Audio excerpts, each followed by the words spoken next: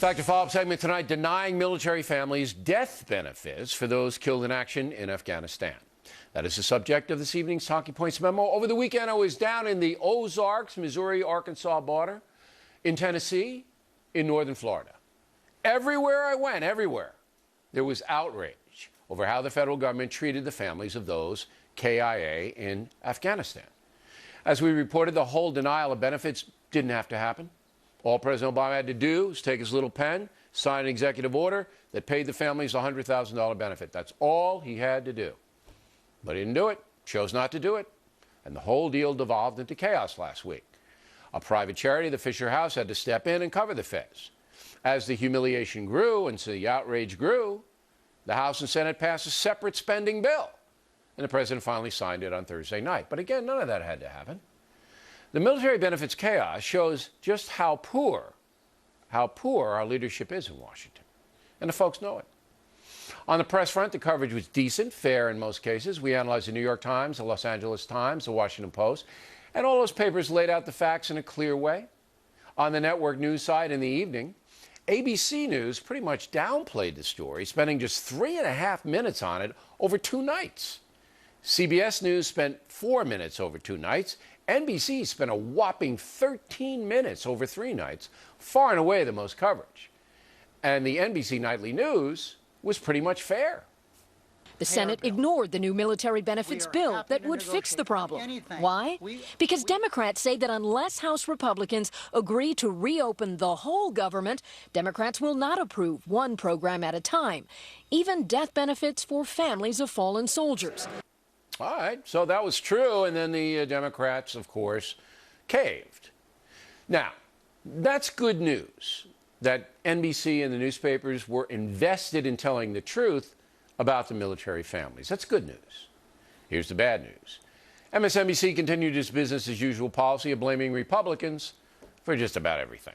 Of course, Republicans leapt to pin that one on the president as well. House Speaker John Boehner saying, frankly, I think it's disgraceful they're withholding these benefits, even though Defense Secretary Chuck Hagel made clear the funding wasn't there. And just for the record, Hagel completely botched the whole situation. Everybody knows it except that guy. And Hagel's still hiding. Where is he? Now, here's something really interesting.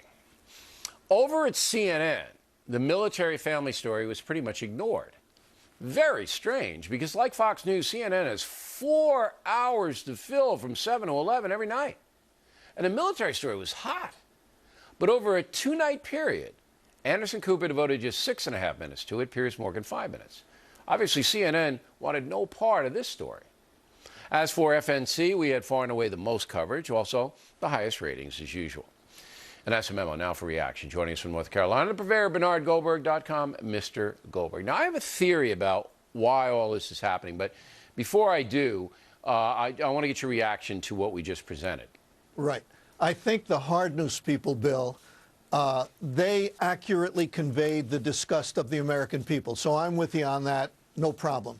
Last week, reporters at the White House grilled Jay Carney about when the president knew about this. So hard news, again, I'm with you, no problem.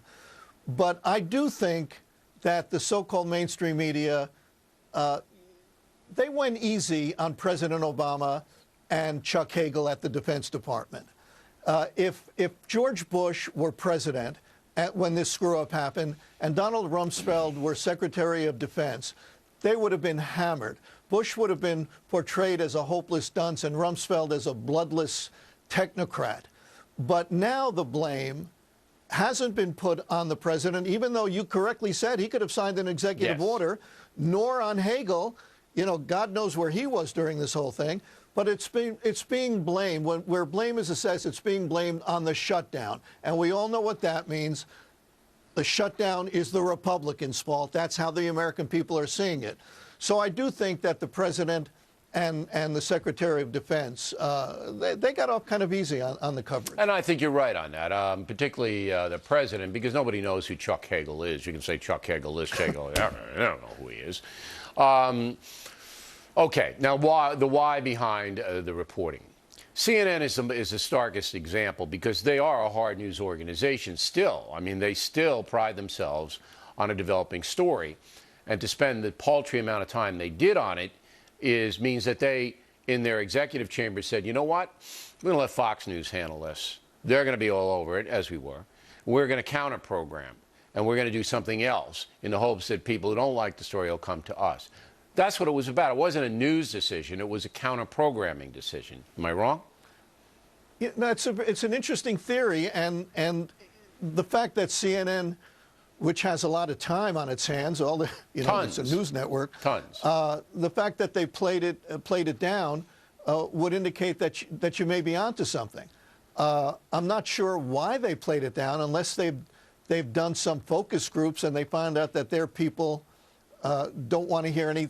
Maybe they're not as left wing as MSNBC. Nobody is, but I think you may be onto something. They figured, let Fox do this. Yeah. We're not going to win that battle. And we'll try to get some people in over here. It didn't work, by the way. The ratings were abysmal. We'll program to people who like President Obama, maybe, and don't want to hear bad news about him. Okay.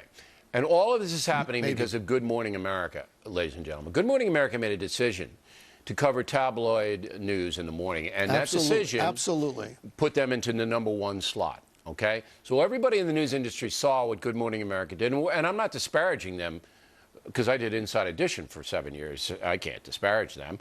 Now, Diane Sawyer.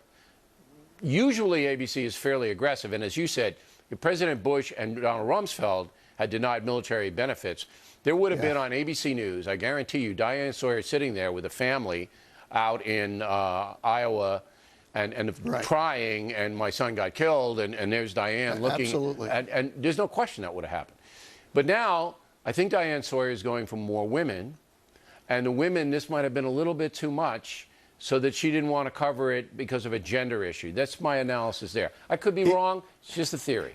Go. Well, in a way, I hope you are wrong, because if you're right, I mean, think about the implications that the networks are doing studies and finding out precisely what kind of people are watching their news shows, and they're tailoring the news to the whatever you think of Cronkite and Rather and Brokaw and Peter Jennings, that never happened back then. But it's a different world with in the those internet. days. With the internet robbing people, taking people away from the standardized news, now they have to do what Good Morning America did. If you're right, this is not a good thing. Cable has already staked out its position, over here, to the right, to the middle, to the left, whatever, on ideology. And if the networks do that, then the game's over. I think it may be. I appreciate it, as always, directly ahead, Senator Ted Cruz getting heckled in Washington and chastised by fellow Republican senators. We'll take a hard look at what's going on there. Later, Watters World in Hillary Land, in her hometown. What do they think of her?